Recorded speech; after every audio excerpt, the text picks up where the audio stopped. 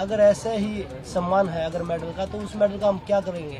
इससे अच्छा तो हम ठीक है नॉर्मल लाइफ जी लेंगे। उन मेडल को हम भारत सरकार से वापस ही लौटा देंगे। जो अवार्ड भी हैं, जो मेडल भी हमने जीते हैं, वो सभी हम भारत सरकार को वापस लौटा देंगे। नमस्कार, स्वागत है आपका राजनीति के इस अखाड़े में। मेरा नाम है अजय सेतिया। मित्रों, मेरे इस चैनल पर बात होती है खरी और बेबाक, न किसी से लाग न किसी से लपेट। मैं बात करता हूं सीधी और दो टूक। मुझे उम्मीद है मेरा हर वीडियो आपको पसंद आएगा। कृपया मेरे YouTube चैनल को सब्सक्राइब करके घंटे का बटन दबा दें ताकि मेरा हर वीडियो आप तक पहुंचे। तो आज बात करते हैं जंतर मंतर पर धरने पर बैठे पहलवानों की। मेरा अनुमान है कि मोदी सरकार एक बार फिर शाहीन बाग और किसान आंदोलन जैसे संकटों से घिरने वाली है। इस बार भारतीय जनता पार्टी और मोदी सरकार दोनों ही नैतिकता के आधार पर घिरेंगे। ओलंपिक और एशियाई खेलों में पदक जीतने वाली महिला पहलवान पिछले 6 महीनों से कुश्ती महासंघ के अध्यक्ष बृजभूषण शरण सिंह के खिलाफ मोर्चा खोले हुए हैं। उन पर आरोप यौन शोषण का है। अब उन्होंने किसानों को जंतर मंतर पर पहुंचने और सारे पदक और पुरस्कार सरकार को वापस लौटाने का फैसला किया है। ये वही पहलवान हैं जिन्हें पदक जीतने पर प्रधानमंत्री नरेंद्र मोदी ने अपने सरकारी आवास पर बुलाकर उनके साथ बातचीत की थी, उनको बधाई दी थी, उनका सम्मान किया था, उनके साथ चाय पी थी। बृजभूषण शरण सिंह का इस्तीफा करवाकर मोदी सरकार इस संकट से बच सकती थी, क्योंकि आरोप लगाने वाली लड़कियां हरियाणा के जाट परिवारों से हैं। इसलिए अब यह लड़ाई जाट बनाम राजपूत बन गई है। इसकी भी पृष्ठभूमि है। कुश्ती महासंघ के पिछले चुनाव में अध्यक्ष पद पर यूपी के राजपूत बृजभूषण शरण सिंह और हरियाणा के जाट दीपेंद्र हुड्डा में मुकाबला हुआ था। बृजभूषण शरण सिंह जीत गए थे, दीपेंद्र हुड्डा हार गए थे। बृजभूषण शरण सिंह भारतीय जनता पार्टी के सांसद हैं, लगातार 6 बार चुनाव जीते हैं। और दीपेंद्र हुड्डा तब कांग्रेस के सांसद थे जब चुनाव हुआ था। इसलिए यह लड़ाई भारतीय जनता पार्टी बनाम कांग्रेस भी बन गई है। इस लड़ाई ने जनवरी 2023 में विभत्स रूप ले लिया था, जब कांग्रेस की शह पर हरियाणा के जाट पहलवान बृजभूषण शरण सिंह पर यौन शोषण का आरोप लगाते हुए जंतर मंतर पर धरने पर आकर के बैठ गए थे। तब बृजभूषण शरण की तरफ से इन आरोपों का खंडन किया गया था। वे आज भी इन आरोपों का खंडन करते हैं। हालांकि एक महिला पहलवान को गले लगाने का मामला सामने आया है और बृजभूषण ने इसे स्वीकार भी किया है, जिसे हरियाणा के ये पहलवान मुद्दा बना रहे हैं। उस समय बृजभूषण शरण सिंह और उनके समर्थकों ने यह कहा था कि अगर इन महिला पहलवानों के आरोप सही हैं, सच हैं, तो ये पुलिस में जाकर के शिकायत दर्ज क्यों नहीं करवाती। एक तर्क था। लेकिन तब धरने से भारतीय जनता पार्टी की सरकार की बहुत बदनामी हुई और खेल मंत्रालय रातों रात बीच में पड़ा। खेल मंत्री अनुराग ठाकुर खुद बीच में पड़े। उन्होंने अपने घर पर बुला करके इनसे बातचीत की। 2-3 दौर की बातचीत हुई, कई घंटे बातचीत चली और अंततः फैसला हुआ कि जो आरोप महिला पहलवान लगा रही हैं उनकी जांच करवाई जाएगी। और जांच करवाने के लिए 2 कमेटियां बना दी गई। एक मंत्रालय की कमेटी बनाई गई और एक ओलंपिक संघ की तरफ से कमेटी बनी। दोनों ही कमेटियों में कुछ खिलाड़ी भी रखे गए थे, जिनमें कुश्ती लड़ने वाली महिला खिलाड़ी भी थी। 3 महीनों में दोनों कमेटियों को रिपोर्ट देनी थी। यह एक अवसर था जब धरना उठ गया था और जांच हो रही थी। तो यह एक अवसर था कि आने वाले संकट को भांपकर बृजभूषण शरण सिंह कुश्ती महासंघ के अध्यक्ष पद से इस्तीफा दे देते या सरकार की तरफ से उन्हें इशारा कर दिया जाता तो आने वाला संकट टल जाता। 12 पहलवान इन कमेटियों के सामने पेश हुए थे। दोनों कमेटियों ने अपनी रिपोर्ट सौंप दी है, लेकिन रिपोर्ट अभी जग जाहिर नहीं की गई। अलबत्ता खबरें लीक की गई कि यौन शोषण के आरोप गलत पाए गए हैं। अब यह हरियाणा की जाट महिला पहलवानों की राजनीतिक और नैतिक हार थी। अगर कमेटियों की रिपोर्ट सच में यही है तो निश्चित रूप से उनकी राजनीतिक और नैतिक हार भी है। इन खबरों से आहत 7 महिला पहलवानों ने दिल्ली के कनॉट प्लेस थाने में जाकर यौन शोषण की बाकायदा शिकायत दी।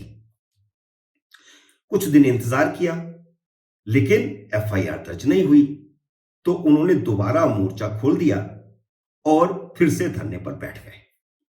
तब समाजवादी पार्टी की मदद से राज्यसभा के सांसद बने वरिष्ठ वकील कपिल सिब्बल सुप्रीम कोर्ट में पहुंचे और उन्होंने सुप्रीम कोर्ट के सामने सारी बात रखी कि पुलिस एफआईआर दर्ज नहीं कर रही, जबकि जिन्होंने शिकायत दर्ज कराई है उनमें एक लड़की 17 साल की है, नाबालिग है। सुप्रीम कोर्ट के आदेश पर एफआईआर दर्ज हुई। क्योंकि शिकायत करने वालों में एक लड़की 17 साल की थी, इसलिए एक एफआईआर पोक्सो एक्ट में भी दर्ज हुई। 2 एफआईआर ब्रिजभूषण शरण सिंह के खिलाफ दर्ज हुई, जिनमें से एक पोक्सो एक्ट की थी। कायदे से ब्रिजभूषण शरण सिंह की तुरंत गिरफ्तारी होनी चाहिए थी, क्योंकि पोक्सो एक्ट में गिरफ्तारी तुरंत होनी चाहिए। अब इसमें राष्ट्रीय बाल अधिकार संरक्षण आयोग की भी कोई जिम्मेदारी बनती थी कि वह पोक्सो की एफआईआर के बाद प्रोएक्टिव होकर के अपनी भूमिका निभाता। आयोग को ब्रिजभूषण शरण सिंह की गिरफ्तारी के आदेश देने चाहिए थे। अगर पुलिस गिरफ्तारी नहीं कर रही थी तो उन्हें पुलिस कमिश्नर को तलब करना चाहिए था। अगर आयोग ऐसा करता तो मोदी सरकार आने वाले इस संकट को बच जाती, जिस संकट में आज फंसी है और आने वाले समय में और बड़े संकट में फंसने वाली है। लेकिन उल्टे दिल्ली पुलिस ने धरने पर बैठी महिला पहलवानों को परेशान करना शुरू कर दिया। उनका खाना रोक दिया गया, बिजली बंद करा दी गई। आखिर दिल्ली पुलिस किसके इशारे पर काम कर रही है? 3 मई की रात को तो हद ही हो गई, जब उस दिन बरसात हुई और बरसात के बाद फोल्डिंग बेड और बिस्तर मंगवाए गए, क्योंकि सड़क पर तो बिस्तर बिछ नहीं सकते थे, सड़क गीली थी और उनके पुराने बिस्तर भी गीले हो गए थे। तो पुलिस ने उस ट्रक को रोक के उससे सामान नहीं उतरने दिया जिस ट्रक पर फोल्डिंग बेड आए थे और बिस्तर आए थे। सुप्रीम कोर्ट के आदेश से जंतर मंतर धरनों प्रदर्शनों के लिए निर्धारित स्थान है। इससे पहले इंडिया गेट पर धरने प्रदर्शन होते थे। जब सरकार ने उस पर प्रतिबंध लगाया तो सुप्रीम कोर्ट ने तय किया कि जंतर मंतर पर धरने प्रदर्शन किए जा सकते हैं। वहां पुलिस धरने पर बैठे लोगों को जरूरी सामान पहुंचाने में बाधा कैसे बन सकती है? यह बात तो पहले से तय हो गई थी कि कुश्ती संघ की अंदरूनी व्यवस्था की लड़ाई पहले जाट बनाम राजपूत की लड़ाई बनी थी, फिर कांग्रेस बनाम भाजपा की लड़ाई बनी और अब सरकार बनाम समूचे विपक्ष की लड़ाई बन गई है। सत्यपाल मलिक, भूपेंद्र हुड्डा और जयंत चौधरी ने धरने पर जाकर जाट बनाम राजपूत की लड़ाई बना दिया था। प्रियंका वाड्रा ने धरने पर जाकर कांग्रेस बनाम भाजपा की लड़ाई बना दी। आतिशी मारलेना, सौरभ भारद्वाज और फिर खुद अरविंद केजरीवाल ने धरने पर जाकर विपक्ष बनाम मोदी सरकार की लड़ाई बना दिया। पिछली बार धरने में इन पहलवानों ने किसी भी राजनेता को वहां आने नहीं दिया था। एक बार वृंदा कारांत आ गई थी तो उनको करीब करीब धक्के मार के वहां से निकाला गया था, लेकिन इस बार बाकायदा सबके भाषण हुए। केजरीवाल ने उसी तरह इस धरने को अपने पाले में लाने में सफलता हासिल कर ली है, जैसे शाहीन बाग के धरने को समर्थन दिया था और बाद में किसान आंदोलन को समर्थन दिया था। 3 मई की रात को महिला पहलवानों के लिए बिस्तर लेकर आम आदमी पार्टी का विधायक सोमनाथ भारती ही पहुंचा था, जिसे पुलिस ने हिरासत में ले लिया, क्योंकि पुलिस का कहना है कि वह बिना पुलिस की अनुमति लिए फोल्डिंग बेड लेकर के आया था। आम आदमी पार्टी की जंतर मंतर को शाहीन बाग बनाने की पूरी तैयारी है, ताकि उनके शीश महल से ध्यान हटकर लोगों का ध्यान मोदी सरकार के खिलाफ आंदोलन पर आकर टिक जाए। क्या दिल्ली पुलिस में कोई अधिकारी ऐसा बैठा है जिसके इशारे पर दिल्ली पुलिस खुलेआम जाटों को मोदी सरकार के खिलाफ भड़काने का काम कर रही है? 3 मई की रात की घटना इसका सबूत है कि दिल्ली पुलिस बात को जानबूझकर बिगाड़ रही है। क्या बरसात में धरने पर बैठे लोगों को फोल्डिंग बेड पहुंचाने के लिए भी पुलिस की इजाजत चाहिए थी?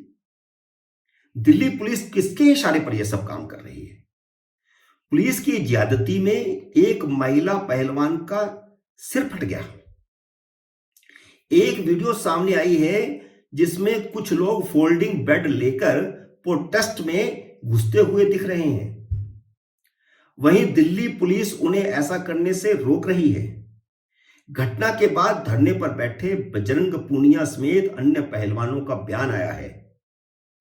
इसमें वह सारे देशवासियों से कह रहे हैं कि उनके प्रदर्शन को लोग समर्थन देने दिल्ली में जंतर मंतर पर पहुंचे। पूनिया ने पुलिस पर बल प्रयोग करने और बहन बेटियों के साथ गाली गलौज करने का आरोप भी लगाया है, और आरोप यह भी है कि पुलिसकर्मी शराब पिए हुए थे। धरने पर बैठे युवा पहलवानों ने यह अपील कर दी है जिसका अंदेशा पहले से था। वह अपील यह है कि जिस तरह कृषि कानूनों के खिलाफ किसानों ने ट्रैक्टर ट्रालियों से राजधानी दिल्ली को घेर लिया था, उसी तरह किसानों को दिल्ली कूच का आह्वान कर दिया गया है, और पहलवानों ने सारे मेडल और सारे पुरस्कार भी सरकार को वापस भेजने का फैसला किया है। मित्रों, आने वाले दिन मोदी के लिए संकट भरे हो सकते हैं, क्योंकि इन पहलवानों की अब मंशा जंतर मंतर को शाहीन बाग बनाने की है और दिल्ली को घेरने की है। उम्मीद है मेरा यह वीडियो आपको पसंद आया होगा। इसे लाइक और शेयर कीजिए, और अगर आपने अभी तक मेरे YouTube चैनल को सब्सक्राइब नहीं किया तो कृपया सब्सक्राइब करके अपना आशीर्वाद दीजिए और घंटी का बटन भी दबाइए, ताकि मेरा अगला वीडियो आए तो आपको सूचना आए। मिलते हैं अगले वीडियो में, तब तक नमस्कार।